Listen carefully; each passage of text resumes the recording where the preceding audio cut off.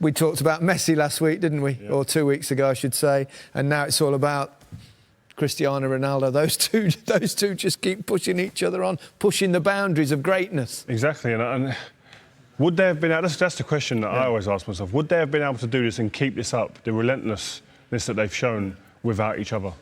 If they was out on their own, no one else around, would they continue to have done this? That's the question I ask. They probably do add to the motivation. Yeah, 100%. I think all the great sportsmen in the world have always had that someone else to feed off. And I think this is another great rivalry in football. They don't talk about it.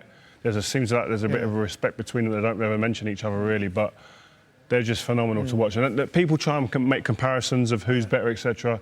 Just enjoy them, man. We're lucky They're very to be in different this time. footballers as well in many ways. And what makes one better than the other? Yeah, forget the comparisons. Yeah. They're setting standards. We're taking them for granted. We're expecting goals in big games to change games. They do it week in, week out. They're out on their own.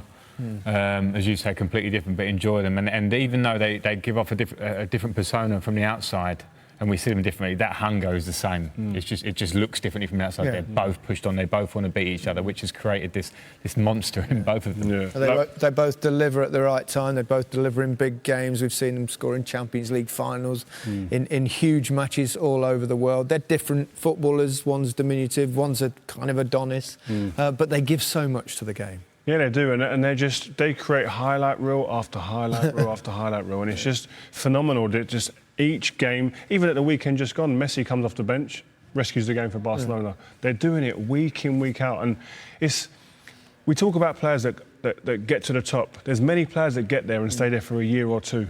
Yeah, these lot have been there for 10, 12 years doing it, and when you look back and you start looking at the stats, like we said before the game, he's almost, I think he's a goal off 650 goals, Ronaldo. That is more than I had appearances. How about you? Similar? Yeah, similar. It's like, that's just, it's ridiculous. So to see it when you put it down like that, these guys are just breaking rules. It's difficult for everybody else. You can't live with that. No. When individuals that good in a team, it makes it very hard for every other team to deal with. You can talk about players from different eras, and that's kind of unfair as well because things change in the game. Yeah. The pitches are much better now that they play on. The facilities are better. The diet, everything is much better, isn't it, now? Yeah. So it's hard to compare players from different generations, but the numbers. The numbers, the statistics of these two are truly extraordinary. Yeah, that's what stands out. And the game is a lot quicker, I have to say now. So these things probably level themselves out. Great players in different eras will be great players anyway.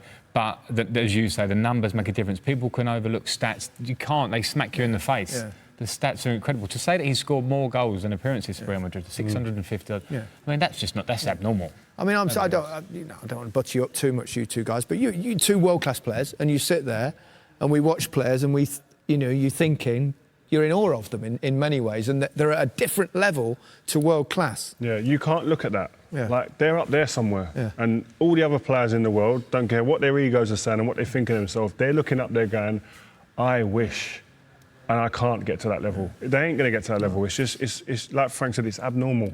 But what I would say about what it gives a team when you've got a player like that in your team, the confidence that spreads throughout the team that we do our jobs right, we just get it right ourselves, keep the back door shut, no goals against. He will score us a goal. He'll get us a chance minimum. I remember when I played against Diego Maradona and met him on a couple of occasions, obviously the '86, the World Cup game where, not the handball goal, but the other goal. It was the one time in my whole career where I felt like I ought to applaud. I mean, you get those sort of moments of players having a respect for genius. Yeah, and sorry to interrupt, Frank, but them type of goals, like, as a football fan, I remember the commentary on that goal. You know, that turns, a little squat man. Like, you remember things like that. It's like today, people remember where they were when that goal went in. And likewise, Zidane goal in the Champions League final. These goals create great memories, and you remember that occasion and that time, what you was doing, what you was wearing, etc. Unbelievable. I think, well, I can't split them at the moment, but I think they are over all the eras. And, you know, we see old videos, it's not easy to compare, but the ruthlessness, not just the ability, but the hunger and the ruthless finishing. And the longevity.